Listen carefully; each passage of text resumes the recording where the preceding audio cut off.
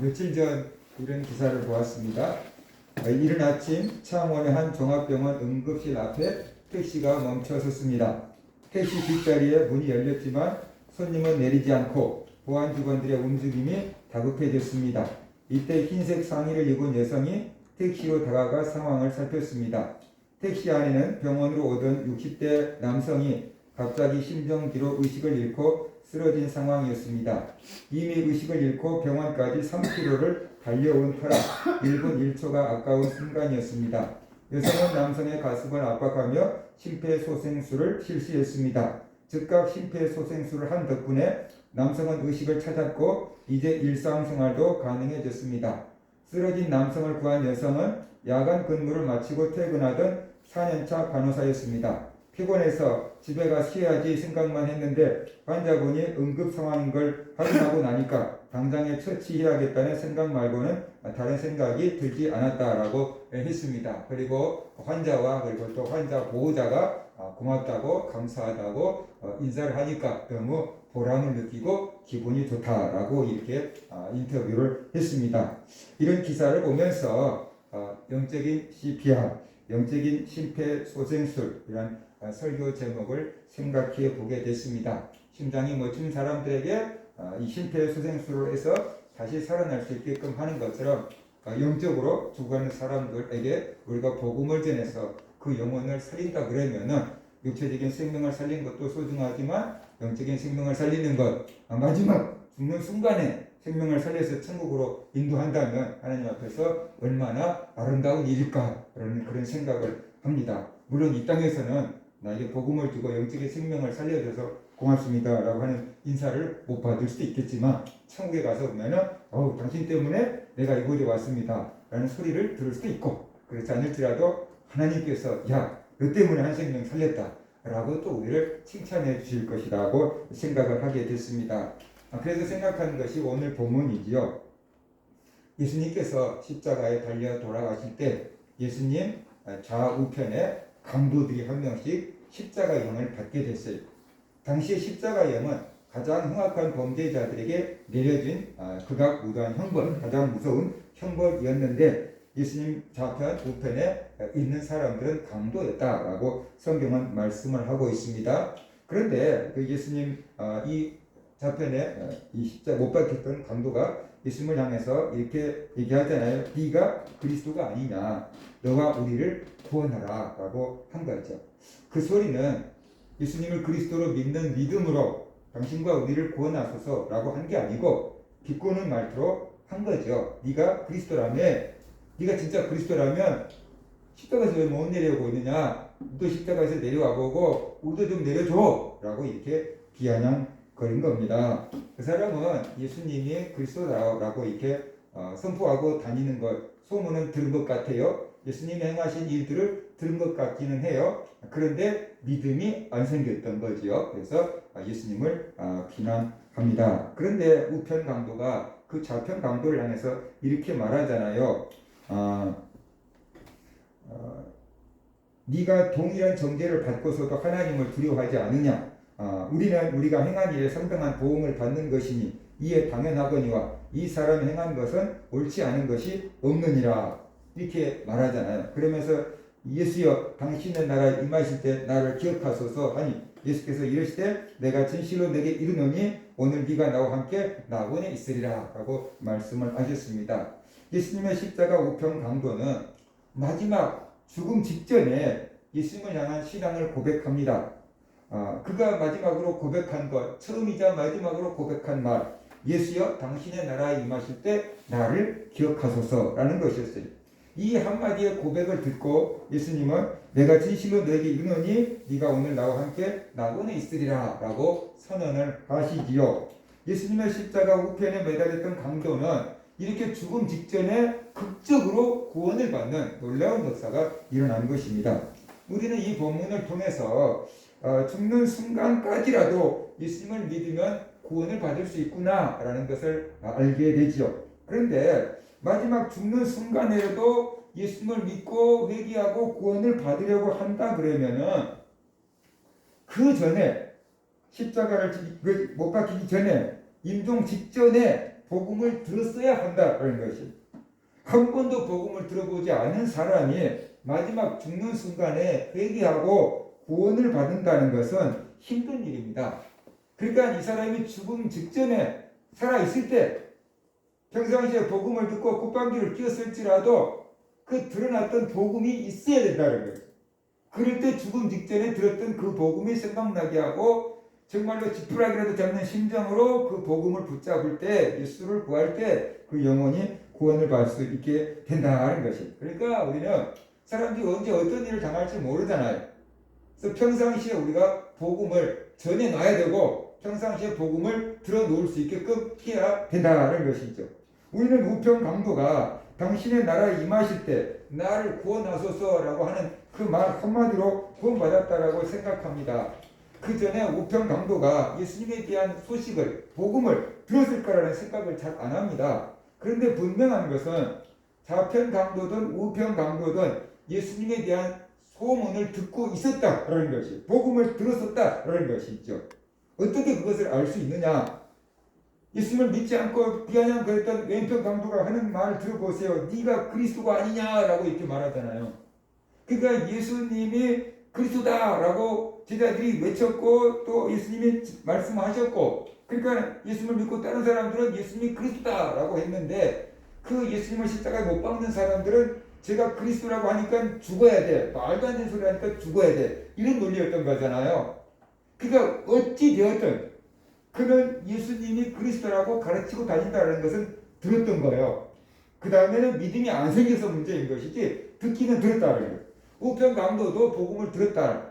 어떻게 그것을 알 수 있는가? 우편 강도가 하는 말을 통해서 알 수 있어요. 41절에 보면은 우리는 우리가 행한 일에 상당한 보응을 받는 것이니 이에 당연하거니와 이 사람이 행한 것은 옳지 않은 것이 없느니라 라고 말하고 있잖아요.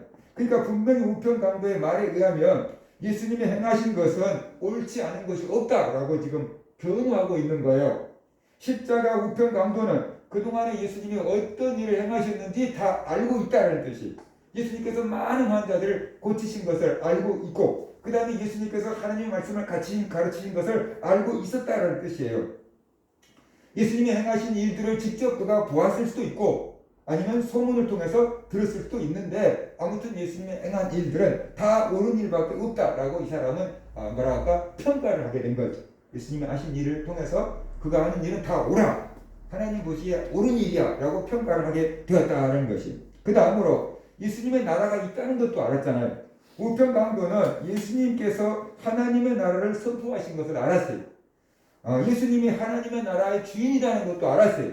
그래서 당신의 나라에 임하실 때, 당신의 나라가 있다, 예수님의 나라가 있다 그랬잖아요. 당신의 나라에 임하실 때 나를 기억하소서라고 이렇게 고백하고 있잖아요. 이런 것을 볼 때 우편 강도는 십자가에 달리기 전에 벌써 예수님에 대한 소식을 듣고 있었고 알고 있었다. 예수님이 어떤 일을 행하신 분인지 알고 있었고 그 다음에 그것이 다 옳은 일이다. 예수님에 대한 호감을, 좋은 의미의 호감을 갖고 있었고 예수님의 가르침도 알고 있었다. 그가 하나님의 나라를 선포하고 있다는 것 알고 있었고 예수님이 하나님 나라의 주인공이라는 것도 알고 있었고 예수님의 나라가 있다는 것도 믿고 있었다는 것이, 그런 믿음이 있었기 때문에 마지막 순간에 예수님을 믿고 고백하고 구원을 받을 수가 있었다는 거죠. 그냥 갑자기 예수님에 대한 소식도 아무것도 듣지 못한 백지 상태에서 십자가에 매달렸는데 예수님 이렇게 바라보고 저분 특이한 것 같아, 믿어야지, 그리고 믿음의 고백이 나온 게 아니다라는 거죠.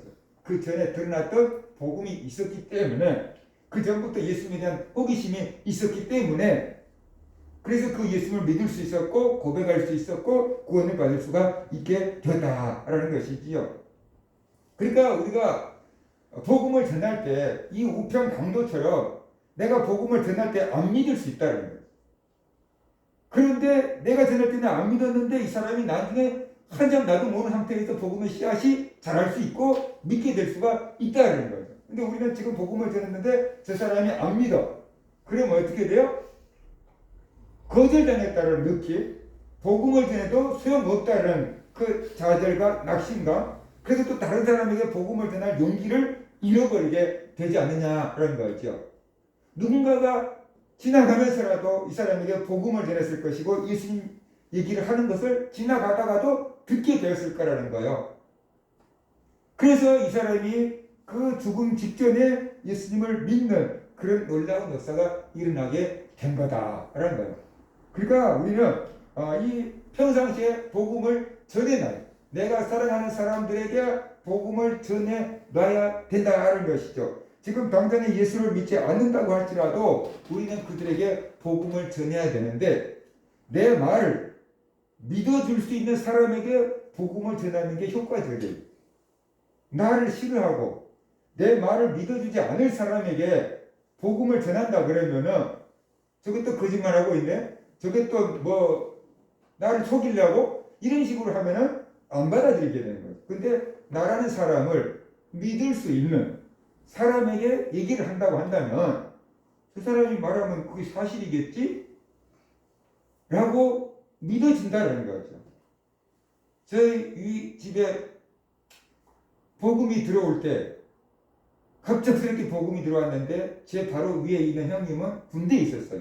전방에서 근무를 하고 있었는데 이제 사회에 있는 우리들만 막 기도원이가 사람을 만나고 깨지고 은혜 받고 막 변화됐잖아요. 그러니까 군대에 있으니까 집안의 소식을 전혀 몰랐던 거죠. 우리 집에 지금 복음이 들어와서 예수를 믿겠다는 걸 모르는 거예요. 그런데 그 깡패 같은 형님이 복음을 받아들이고 예수를 믿고 군대에 있는 자기 동생한테 편지를 썼다는 거예요. 이문 편지를 썼다는 거예요. 그 이문 편지 내용이 다는 기억이 나지 않지만 내가 이렇게 해서 하나님을 만났고 내가 이제 신앙생활을 하게 되고 새 마음을 갖게 되었다. 이런 내용을 썼고 마지막으로 뭐라고 썼냐면 하나님의 은혜가 너에게 함께 있기를 바란다. 라고 이렇게 썼는데 군대에서 하나님에 대해서 교회에 대해서 예수님에 대해서 한 번도 들어보지 못했던 동생이 그 편지를 딱 받아들이니까 흐타라는 웃음이 나오더래요. 그러니까 자기가 상병 때가 그랬는데 쫄병들을 불러놓고 다 모여! 그러고 모여놓고 깔깔깔 웃으면서 우리 깡패 형님이 하나님을 만났단다. 우리 깡패 형님이 이제 예수를 믿고 교회를 나간단다. 제가 그렇게 얘기했대요. 그러면서 그 밑에 있는 쫄병들한테 니네들도 이제부터 나랑 같이 교회 가자. 그래서 자기 밑에 있는 애들을 데리고 그때부터 교회를 나갔다. 그게 믿어졌냐 그랬더니 형이 나한테 거짓말할 리가 없잖아. 그 형이 변화됐다면 하나님이 있는 것이지. 그 믿음이 생기더래요. 그래서 그때부터 자기가 혼자만 교회를 간 게 아니고 자기 밑에 있는 쫄병들을 다 데리고 교회를 나갔다는 거더라고요. 그래서 군대에서 열심히 교회를 다니다가 제대를 한 거죠. 그러니까 이제 집으로 돌아온 거잖아요. 근데 이제 교회는 가기는 가야 되는데 누가 가자고 하는 사람이 없으니까 혼자서 교회를 또 멀쩡히 간다는 것도 그게 구멍가게 들어가는 것처럼 쉽지는 않잖아요, 이게.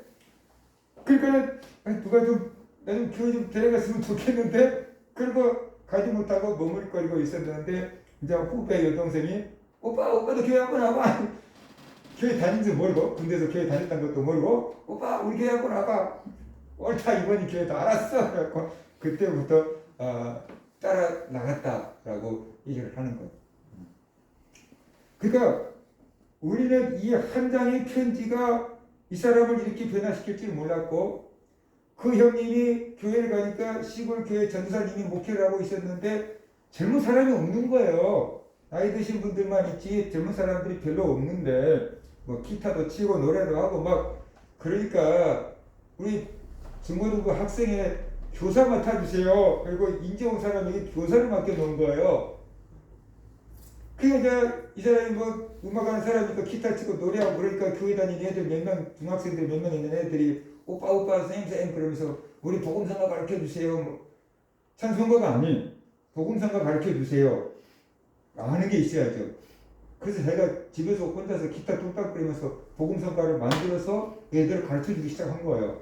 그런데 애들이 그게 뭐 재밌다고 학교 가서 자꾸 흥얼거리고 불고 다니니까 이거 무슨 노래냐? 우리 교회 선생님이 만든 노래다. 오 그래? 뭐 애들이 들어보자고 따라오기 시작했는데 그 시골 무너져가는 교회 중고등부 애들이 70명이 됐어요. 그날 이 고등학교 애들이 집에 가고 뭐 쌀 가지고 오고 막 반찬 가지고 와는데 가지를 않아. 교회에서 예배 드린다고 애들이. 그러니까 엄마 아빠들이 그냥 자취한 애들 막 쌀 가지고 막 반찬 가지고 올 정도로 애들이 교회에 빠져가지고. 전사님 학교 가고 없는데 지네들끼리 모여서 치라고 그러는데 지네들이 모여서 기도하는데 방언 터지고 예언하고 통변하고 막 난리가 난 거예요. 선생님은 방언도 못하는 거예요. 그때 당시에. 그렇게 교회가 이렇게 부흥이 됐어요. 그러니까 변화된 형님 한 분이 군대에 있는 동생한테 편지를 하나 써서 보냈는데 그 편지가 동생의 마음을 이렇게 움직여가지고 군대에 있는 동안에 쫄병들을 다 교회 데리고 다녔고 제대해주고 고향교회 와갖고 중고등부 애들을 70명을 전도를 했는데 그 애들 중에서 목사가 나오고 사모가 나오고 그랬어요. 정말로 복음의 씨앗은 진짜로 희한한 거예요. 어떻게 날지 알지 못하는데 뿌려만 놓으면은 때가 되면은 하나님이 알아서 거두는 게 복음이다. 근데 우리는 당장에 보면 어떻게 돼요? 거절하고 당장에 보면 안 믿고 그러니까 소용없어. 자꾸만 좌절감을 느끼는 거잖아요. 그래서 우리가 복음을 전하지 못하는데 우리가 복음을 전해놓고 결과까지 책임지려고 하지 말고 결과는 하나님이 알아서 책임질 거야.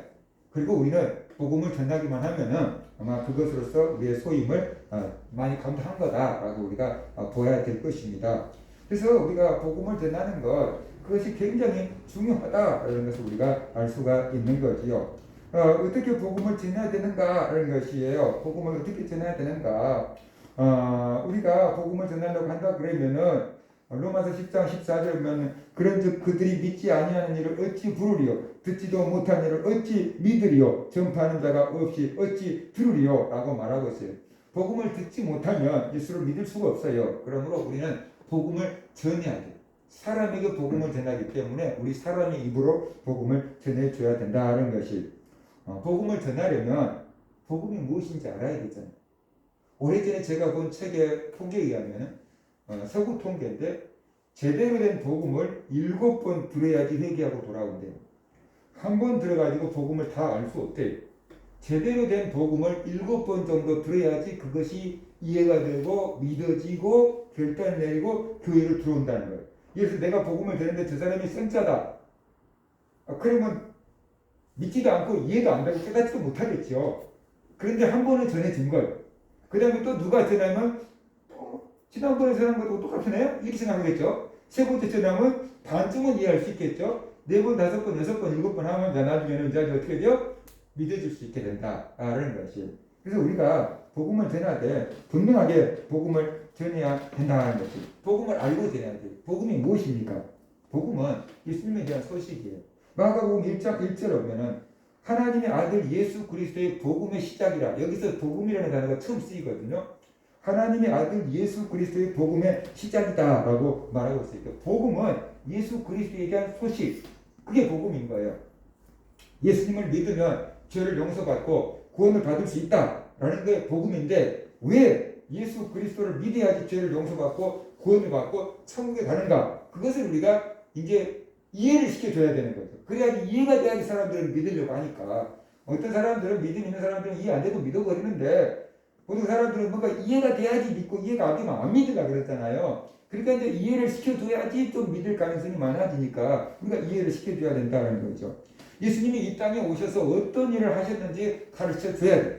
그래서 그들이 예수님을 믿도록 결단하도록 도와줘야만 된다는 것이. 복음의 핵심은 예수님의 십자가의 죽으심과 부활이에요. 그러니까 우리가 복음을 전하려고 한다 그러면 예수님의 십자가의 죽음과 부활을 전해야 돼요. 이것을 믿을 때 구원이 돼요. 로마서 10장 9절에 보면은 네가 만일 네 입으로 예수를 주로 시인하며 또 하나님께서 그를 죽은 자 가운데서 살리신 것을 내 마음에 믿으면 구원을 받으리라 라고 말씀하셨어요. 그러므로 우리가 복음을 전할 때는 예수님의 십자가와 그 다음에 예수님의 부활을 빼지 말고 전해야 된다. 물론 우리가 시간이 아주 없고 이제 길에 가서 잠깐 만나는 사람들에게는 예수 믿고 구원 받으세요. 가까운 교회 나가세요. 이렇게 할 수 있지만 이것도 전도지만 온전한 복음을 전해준 건 아니잖아요. 그래서 시간이 있을 때 내 말을 잘 들어줄 수 있는 그런 사람이라면 우리가 좀 충분하게 복음을 전해줄 필요가 있다는 것이죠. 하나님이 복음을 전할 때 복음의 내용은 여러 가지가 있어요. 사형리를 가지고 옛날에는 사형리에 대해서 들어보셨습니까?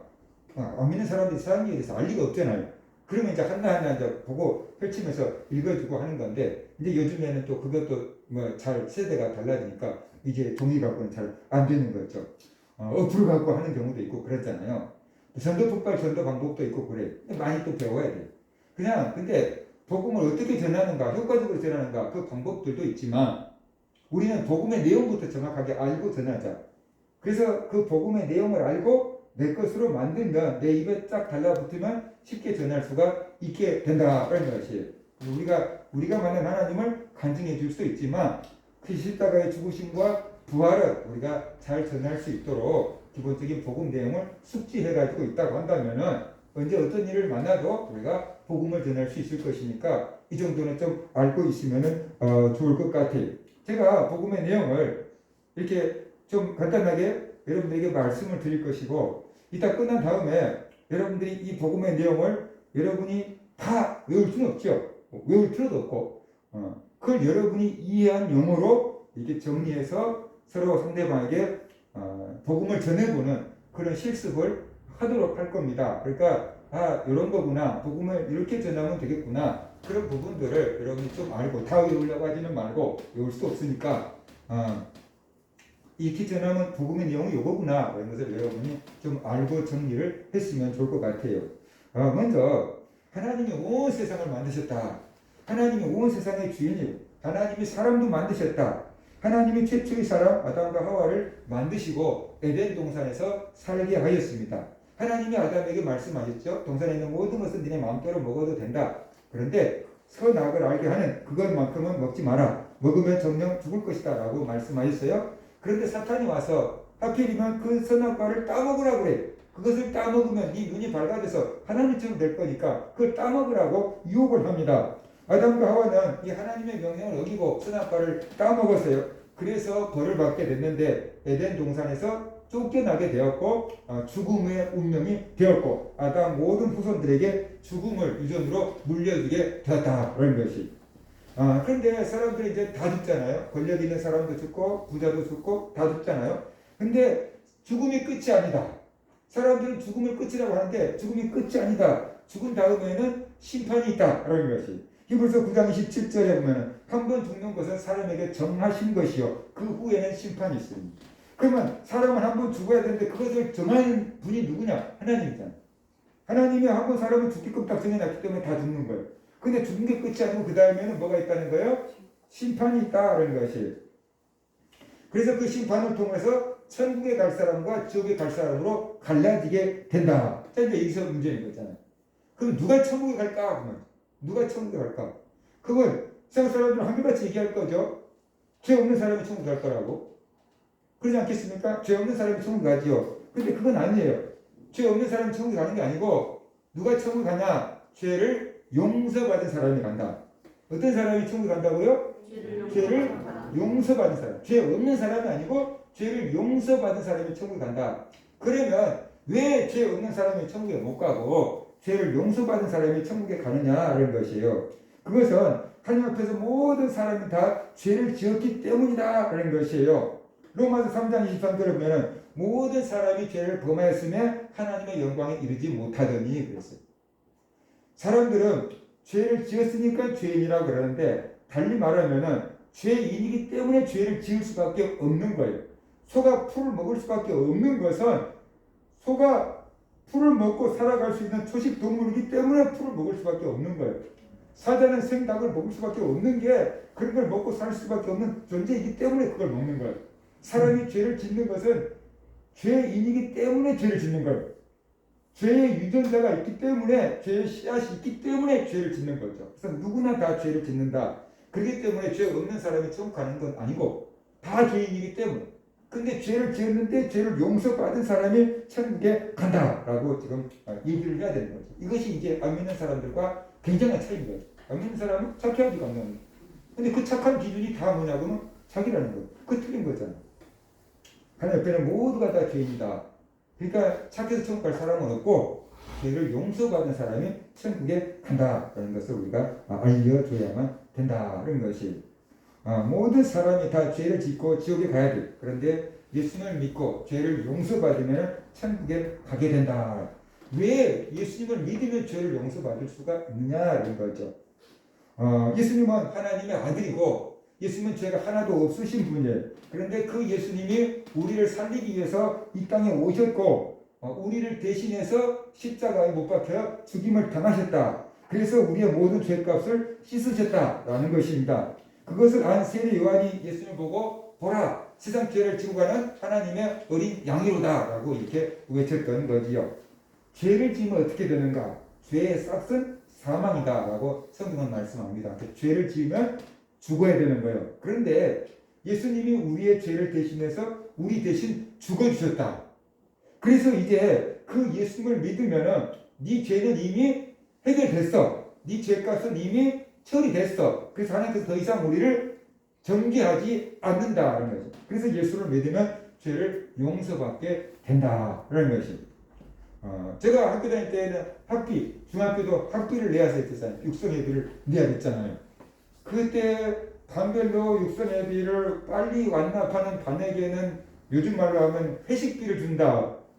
그러니까 밤마다 빨리 내가지고 그 회식비를 받으려고 선생님들의 경쟁, 학생들의 경쟁이 좀 눈에 보이지 않게끔 치열했지요.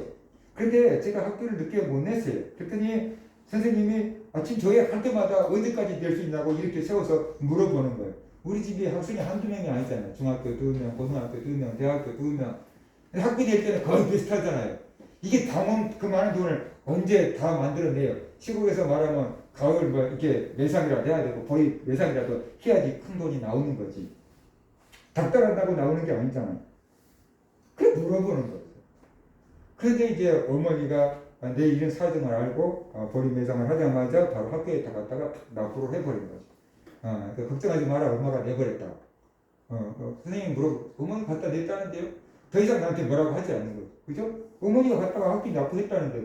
나한테 더 이상 조를 필요가 없는 거잖아요. 예수님이 우리의 죄값을 다 지불해 버렸어요.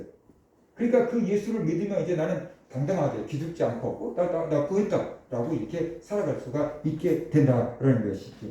그뿐만 아니라 예수님은 죽은 지 3일 만에 다시 살아나셨어요.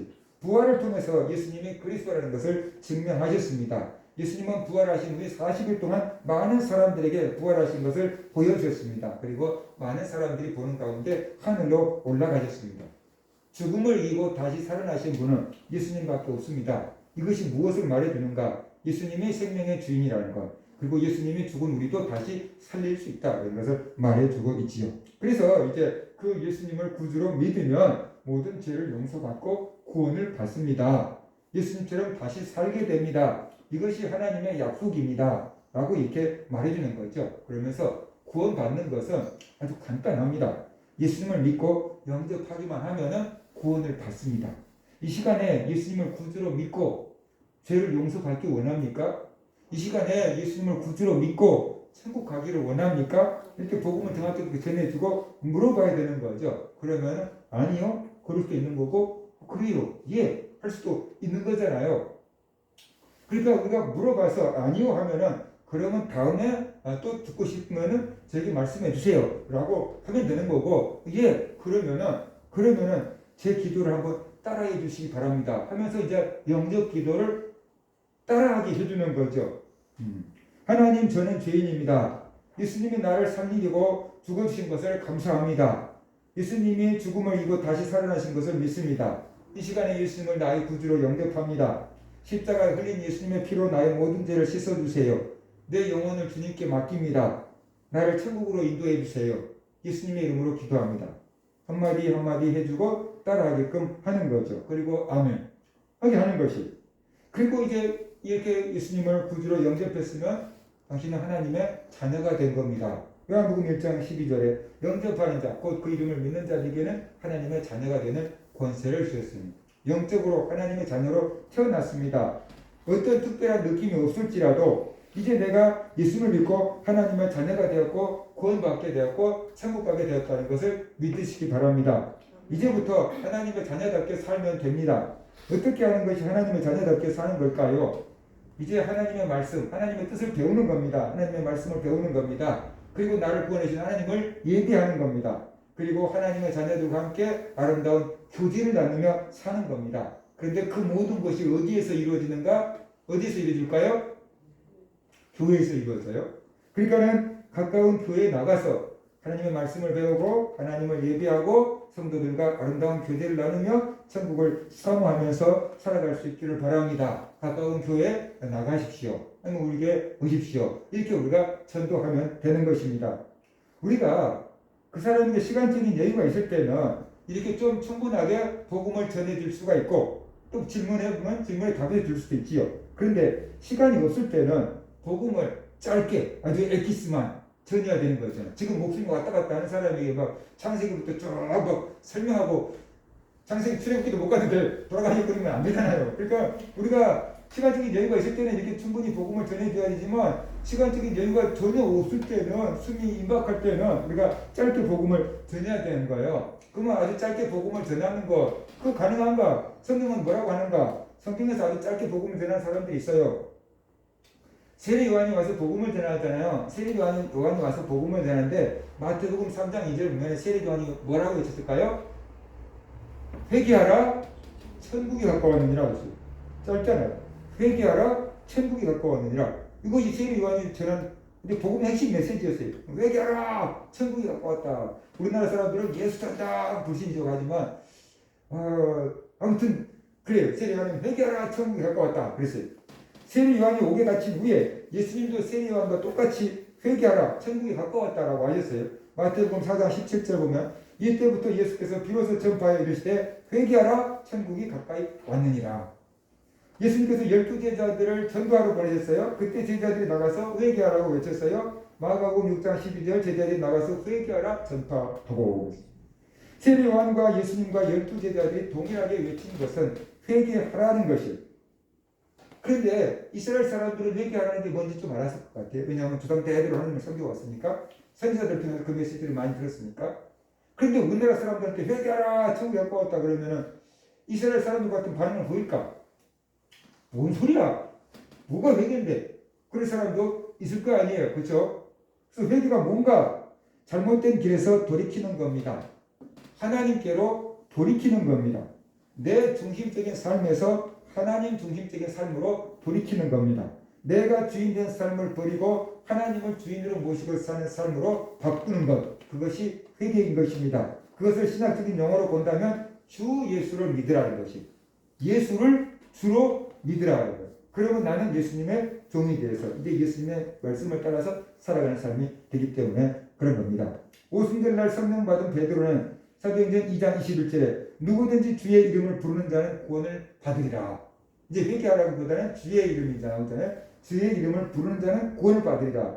38절에 보면 베드로가 이르되 너희가 회개하여 각각 예수 그리스도의 이름으로 세례를 받고 예수 그리스도의 이름이 나오죠. 죄 사함을 받으라. 그러면 성령을 선물로 받으리니 그랬어요. 간수가 바울과 바나바에게 물었어요. 선생님 내가 어떻게 하여야 구원을 받으리까? 라고 간수가 바울에게 물었어요. 그러자 바울이 주 예수를 믿으라. 그리하면 너와 내 집이 구원을 받으리라. 라고 이렇게 말씀해요. 주 예수를 믿으라. 예수를 주로 믿으라라는 거예요. 그러면 너와 내 집이 구원을 받을 것이다. 예수를 믿으라라는 거예요. 예수를 주로 믿으라. 이제 시간이 있을 때는 복음을 충분히 전해야 돼요. 그런데 죽음이 임박한 상황에서 이렇게 간단하게라도 복음을 전해야만 된다는 것이 우리가 죽음이 임박한 사람에게 가고 상황을 이렇게 봐야 되는데 시간이 많이 있을 수 있지만 없을 수도 있잖아요. 시간이 없을 때는 간단하게 어떻게 해요? 예수를 믿으면 죄 용서받고 천국에 갑니다. 예수를 믿겠습니까? 이렇게 해야 되는 거죠. 그죠? 예수를 믿으면 죄 용서받고 천국 갑니다. 예수를 믿겠습니까? 근데 이제 어떤 사람들은 말로 할 수 있는 사람도 있고 어떤 사람은 기력이 다 익었고 말도 할 수 없는 사람들이 있을 수 있잖아요. 그죠? 그러면 예수를 믿겠으면 아멘 해보세요. 말도 못해요. 그러면 예수를 믿겠으면 손가락이라도 까딱해 보세요. 예수를 믿겠으면 눈이라도 깜빡해 보세요. 그게 신호를 주는 거죠. 그게 신호를. 그럴 때 그 사람들이 예수를 믿고 은혜를 받고 구원을 받게 되는 것이죠. 사랑의 교회 어떤 전도사님이 이렇게 얘기를 하더라고요. 교회에 있으니까 전화가 왔어요. 사랑의 교회 있냐고. 그렇다고. 그러니까 지금 자기 누군가가 조카가 죽어가고 있는데 병원에서도 손도 못 쓰고 병명도 안 나오는데 살릴 수 있냐고. 알았다고 가겠다고 하고 갔대요. 근데 상황이 들어보니까 그 집에 친척 중에 한 사람이 갑자기 쓰러졌어요. 근데 병원 갔는데 병명도 알지 못하고 죽었어요. 가족들이 와서 울고불고 했는데 그 중에 어떤 무당이 딱 하는 소리가 저기에 붙어있던 귀신이 이제 네게 들어갔다. 그러니까 그 사람도 갑자기 탁 쓰러져 버렸어요. 그래서 인사불성했는데 병명도 안 나와요. 그래서 의사가 손 다 써보고 무당이 와서 구조 다 해봐도 안 나온 거예요. 그러니까 교회라면, 교회도 안 다니는 집사람들 혹시 교회라면 혹시 이거 고칠 수 있을까? 그래가지고 제일 큰 길을 찾아보니까 사랑의 길을 찾아가지고 인터넷으로 전화를 한 거예요.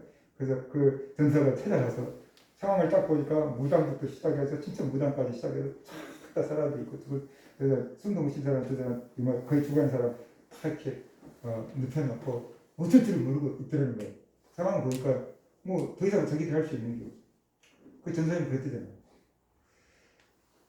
제가 이 사람을 살려내면 예수님을 믿겠습니까? 온 가족들이 다 교회 나오겠습니까? 물어보니까 무당까지 오케이. 그 사람 살려야 되니까 무당까지 저 사람만 살려낸다면 하나님 진짜니까 교회 나가겠다. 오케이. 그래서 이 전사님이 그 숨만 저대로 쉬고 있는 그 사람한테 나가서 의식 없는 그 사람한테 가서 복음을 전하는 거예요. 예수 그리스도를 전하는 죄를 용서받고 구원을 받는다. 예수를 믿으면 귀신도 떠나간다. 예수를 믿으면 영원히 천국 간다. 복음을 전하는 거예요. 근데 이 사람이 이렇게 손도 못 움직인다. 그러니까 그 사람이 딱 물어볼 때 가족들이 그 예수를 믿겠습니까? 그게 옆에서 말 못해요. 그 사람 말 못해요. 그러니까 그러면 예수를 믿는다 그러면은 눈을 깜빡이세요. 그러니까 이제 막 가족들이 다 그만 이렇게 막 쳐다보고 있는 거죠. 눈을 깜빡이니까. 그런데 손도 못 움직였던 그 사람이 복음을 딱 알아듣고 예수를 믿겠다고 눈을 깜빡하는데 딱 일어나거든요. 눈을 깜빡했는데 이 사람이 딱 자리를 펴고 일어나거든요. 그러니까 친척들이 눈이 막 휘둥그레졌고 이게 도대체 무슨 일이야 막 이렇게 돼가지고 다음 주에 무당까지 그 친척들이 전부 기회받았던 거예요. 우리가 복음을 전해주면은 우리가 알고 있는 복음은 별것 아닌 것 같잖아요. 근데 어떤 사람에게는 죽고 사는 문제가 달려있는 엄청난 것이 예수 그리스도의 십자가의 죽음과 부활입니다. 그런 놀라운 기적이 일어날 수도 있는 거예요. 그러니까 우리가 어떻게 돼요? 알고 있어야 되잖아요. 이 복음을 알고 있어야 되잖아요. 바울은 이렇게 말했어요. 로마서 1장 16절에 내가 복음을 부끄러워하지 아니하노니 이 복음은 모든 믿는 자에게 구원을 주시는 하나님의 능력이 됨이라. 먼저는 유대인에게요 그리고 헬라인에게도 다. 복음은 믿는 자에게 구원을 준다는 거예요. 복음은 믿는 자에게 구원을 주는 능력이 있다는 거예요. 그러니까 바울은 복음을 부끄러워하지 않는다. 이런 얘기를 합니다. 내가 예를 들어서 몸살이 났습니다. 병원에 갔습니다. 그러니까 의사 선생님이 나한테 몸살약을 딱 2살 놔줬어요. 그러면 의사가 몸살약을 딱 놔주면서 이제 몸살약이 안 나오면 어떡하지? 그렇게 걱정할까요? 아니면 의사가 고치는 걸까요? 주사약이 고치는 걸까요? 주사약이 고치는 거잖아요. 우리는 의사처럼 간호사처럼 주사만 놔주면 돼. 우리는 의사처럼 간호사처럼 복음만 집어넣어주면 돼. 그러면은 살리든지 죽이든지 그것은 약이 하는 것처럼 살리든지 죽이든지 그것은 복음이 하고 하나님이 알아서 하는 거예요. 그리고 우리 복음을 집어넣으면 되는 거예요. 그러면 죽은 영혼이 살아난다. 그러니까 우리가 복음을 전할 때 거절당할 때도 많습니다. 그래서 복음 전하는 것을 주저할 때가 있습니다. 그러나 우리가 사랑하는 사람들은 살려야 되잖아요. 길거리 나가서 이 사람 저 사람 복음 전하는 것은 사실 정말로 쉽지 않은 일이에요. 장사를 하던 사람들도 길거리 나가서 이거 막 외치는 게 막 처음에 쉽지 않았다고 합니다. 그것처럼 쉽지 않아요. 그러나 우리가 잘 알고 있는 사람, 내 사랑하는 가족, 내 사랑하는 친구, 그죠? 복음을 전하면 되잖아. 지난번에 왔던 조카가 그런 얘기를 하죠. 자기가 지금까지 살아오면서 제일 똑똑한 친구가 하나 있대요. 미국서 다 학위까지 받아온 똑똑한 친구가 있는데 그 엄마 아빠는 다 교회 다니는데 이 친구는 교회를 안 다니는 거예요. 그런데 갑자기 눈이 어두워져서 안 보이는 거예요. 그러니까 이게 뭐야?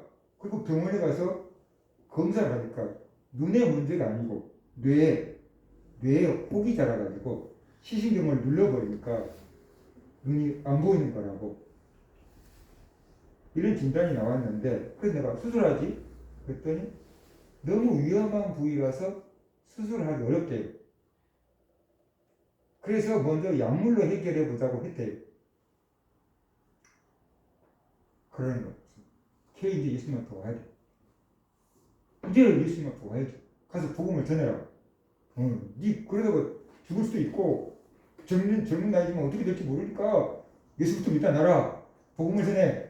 내가 이제 예수님께서 걔를 부를 때가 됐나 보다. 그랬는데 어떻게 될지 모르잖아요. 그러니까 우리가 아는 사람, 가까운 친구, 그런 친구라고 한다면 내가 10분 동안 복음 전할 들어줄 수 있어? 그럴 수 있잖아요. 이렇게 복음 전하면 5분이면 될 수 있잖아요. 그 정도는 시간 내줄 수 있지. 그래 좀 충분하게 복음을 전해줄 수 있고. 뭐 좌편 강도처럼 거절하고 갈 수도 있는 거고, 우편 강도처럼 믿고 구원 받을 수 있는 거고. 문제는 우리는 그들에게 선택할 수 있는 복음을 제시해 줘야만 된다라는 것이죠. 그러니까 뭐 오늘부터 길거리에 나가서 막 아무나 붙잡고 하라는 소리가 아니고, 여러분 직장 동료가 있을 수 있고, 학교 친구가 있을 수 있고, 여러분 가정에 친척이 있을 수 있고, 가족이 있을 수 있고, 시간 될 때 언제 어떻게 될지 모르니까 미루지 말고 우리가 이제 복음을 전해내라. 복음을 전하려고 한다면 우리가 기본적으로 복음을 알고 있어야 된다. 그래야지 우리가 전해줄 수 있으니까 지금 제 얘기는 그런 것입니다. 그래서 복음을 부끄러워하지 마라. 이 복음은 생명을 살리는 능력이 있다라는 것이. 많은 사람들에게 복음을 전하려고 하지 말고 여러분 정말 가까이 있는 사람. 저 사람 죽으면 지옥 가 올 것 같은 그런 사람들에게 복음을 전해야 돼. 그래. 그 사람 안 믿고 죽었는데 어떻게 해요? 그러지 말고 내가 모르는 사람이 죽었으면 그렇게나 안타깝지 않잖아요. 내가 아는 사람이 예수 모르고 죽었다 그러면 천국 가도 못 만난다. 그러면 얼마나 안타깝겠어요. 또 그런 일이 없도록 우리가 그런 사람들에게는 복음을 충분히 전해주라. 그런 얘기입니다. 그리고 또 여러분이 살다 보면은 누가 위독하다. 전화 받을 수 있잖아. 할머니가 위독하다. 할아버지가 위독하다. 니네 누가 위독하다. 병원으로 와. 그런 전화 받을 수 있잖아요. 그럼 그런데 찾아가서 복음을 전하라는 거죠. 의식 없어도 귀는 살아있어요. 마지막 순간까지 귀는 작동이 되고 있대요. 그러니까 복음을 전하는 겁니다. 그 사람 의식도 없는데 뭐 손해볼 거 없잖아요. 그죠? 손해볼 거 없어요. 그러니까 의식도 없는 사람일지라도 귀는 살아있다더라. 청신경은 살아있는 거예요. 그 믿음을 가지고 죽어도 바로 안 갑니다. 죽어도 어느 순간까지 그게 머물러 있습니다. 그러니까 복음을 전하는 거예요. 복음을. 손해볼 거 있냐 못 가지 그거. 그러면서 우리가 간단하게 급하게 예수 믿으라고 아니면 주여라도 해보라고 아멘이라도 해보라고 이렇게 우리가 복음을 전할 수 있어야만 된다는 것이에요. 그래서 여러분이 우리가 전해야 될 복음이 무엇인가 내 스스로 복음을 좀 정리할 수 있는 막상 전하라고 하면 어디까지 전하지? 그런 생각이 들 때가 있거든요. 그래서 복음이 뭔가 예수님의 십자가의 죽으심과 부활이 핵심이다. 그것을 어떻게 믿게 설명해 줄 것인가 이걸 우리가 생각해서 복음을 전해주고 급하지 않을 때는 좀 충분하게 설명을 해주고 급할 때는 예수 믿고 천국 가자 이렇게라도 전해서 한 영혼을 천국으로 인도할 수 있는 그런 성도들 되시기를 주의 이름으로 축원합니다. 하나님 아버지